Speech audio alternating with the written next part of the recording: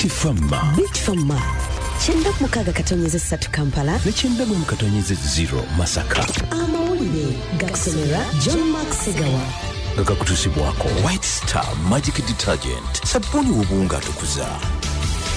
Mu mawulira g'enkyaleero ab'ebyokwerinda balabudde ne Ssekulabula abo bonna ab'ekitongole ekiramuzi abatesitesi wamu n'emikutu gy'amawulire gyonna obutagezaako kukemebwa Lucifer Staniard okukirowoozaako okwenyigira mu nteekateeka ekoleddwa abamu ku bantu okwagala okwerayiza ku bukulembeze bw'eggwanga.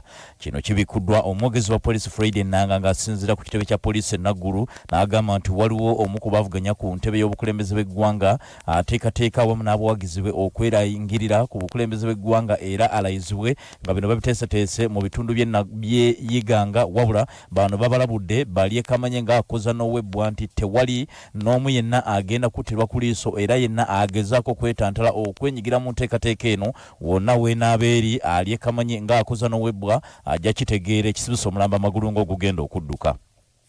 Ye amyuka mufti wa Uganda owokubiri era nga yakulira sharia Kasozi Kampala mukadde His Eminence Sheikh Mohammed Ali Waiswa akubiriza abaisiramu okwetegereza olubaale akawungezi ka leero obanga ddala omwezi gunaalabika olwoyidi ekuziwe olunaku olw'enkya. Akawungezi olunaku olwa leero kitegeeza nti lunaku lwa 29 olw'omwezi omutukuvu ogwa Ramadan era nga singa omwezi gunaaba gulabise kitegeeza Idi el-Fitri yakubeerawo olunaku olw'enkya naye bwe gunaaba tegulabise kitegeeza nti Idi awatali kubuusabuusa ya lunaku lwakuna.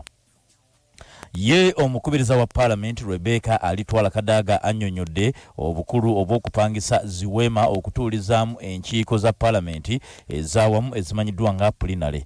Amawulire agava mu Parliament galaga nti okuva obulwadde obwa COVID-19 lwe bwabalukawo bakakozesa akawumbi kalamba okupangisa ziweema okutuulizaamu ababaka ba Parliament mu nkiiko ezaawamu nga na kino kyateekebwawo Ministry ey'ebyobulamu amateeka ag'enjawulo agamanyiddwa nga Standard Operation Procedures okakasa nti ababaka tebatuula mu mugoteko olw'okwewala okusaasaanya obulwadde bwa COVID-19.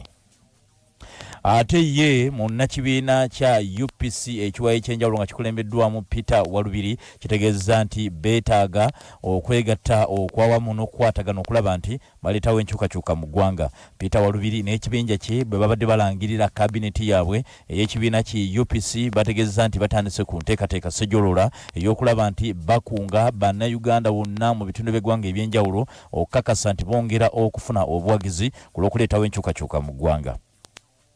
Yo Parliament esimbidde kuuli ekiteeso kibadde kireeteddwa akakiiko ak'eddembe ly'obuntu mu Parliament nga kaagala abaana bonna abazaaliddwa abanoonyiboobubudamu baweebwe obutuuze era amyuka ssenkulu w'akakiiko kano era ng'embaka omukyalo w'ebugiri Agnes Stark abadde agambye nti abaana bonna abazaaliddwa abanoonyiboobubudamu bandibadde nga baweebwa obutuuze wano mu ggwanga ne babeera bannayuganda.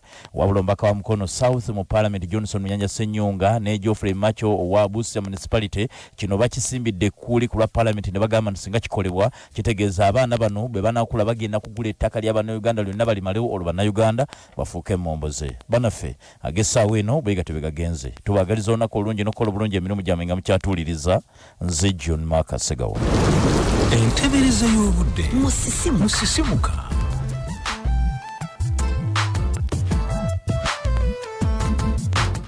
Masaka tujja kuba n'ekidedde enkuba yakututaaganya n'ekikunta wakuntira ddala empewo olwaleero ejja basensera.